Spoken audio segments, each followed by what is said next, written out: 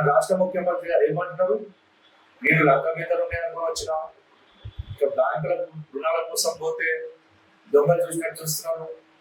ఇదేనా ఒక రాష్ట్ర ముఖ్యమంత్రి మాట్లాడాల్సిన మాటలు? ప్రజలకి ముఖ్యమంత్రి భరోసా కల్పించాలి. నేనున్నా చేస్తా అన్న ఒక భరోసా, కాన్ఫిడెన్స్ ఇవ్వాలి ఒక ముఖ్యమంత్రి గారు. ముఖ్యమంత్రి గారు కేవలం ప్రభుత్వ స్థలాలు అమ్మితే తప్ప, లేకపోతే ప్రభుత్వ ఆస్తులు అమ్మితే తప్ప నిధులు సేకరించడంలో వైఫల్యం చెందారు. ఏదైనా ఈరోజు 2 లక్షల ఉద్యోగాలు ఖాళీ ఉన్నాయని చెప్పి ముఖ్యమంత్రి గారు అన్నారు. మరి 2 లక్షల ఉద్యోగాలు ఎక్కడ పోయినాయి? వచ్చిన తర్వాత ఏమన్నారు? రాజీవ్ యువ వికాసం స్కీమ్ అన్నారు, అది ఎక్కడ పోయింది? దాని తర్వాత అందరికీ ఉద్యోగాలు కల్పిస్తామన్నారు, ఏది? స్కిల్ యూనివర్సిటీ పెడతా అన్నారు, స్కిల్ యూనివర్సిటీ ఎక్కడ పోయింది?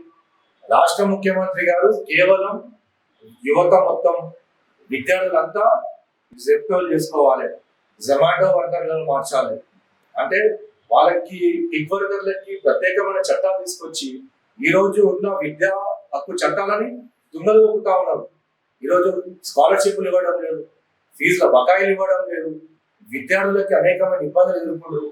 అంటే ఫీజుల కోసం ఈ రోజు అనేకమైన అమ్మాయిలు అయితే క్యాటరింగ్ పనులకు వెళ్తా ఉన్నారు. మరి అంత ఘోరంగా అంటే ప్రజాపాలన అంటారు. ఇదేనా ప్రజాపాలన అంటే?